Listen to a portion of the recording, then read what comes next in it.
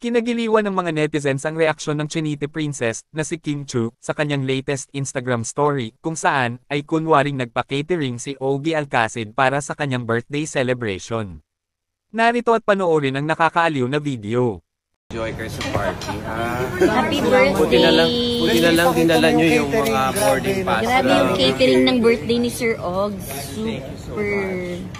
Balik kayo, ha? Ang ganda ng bahay niyo, Sir Og. Bahay. Ayan o. Sino catering nyo? Grabe nagpa-party. Sige, you take care, ha? Happy birthday! Pag-promote ako ng dilaw.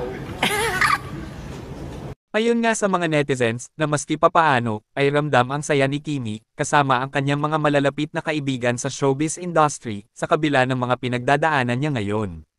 At buti na nga lamang daw ay kasama niya pa rin sa England si Daddy Paolo Avellino. Kayo, anong masasabi niyo tungkol dito? Just comment down below.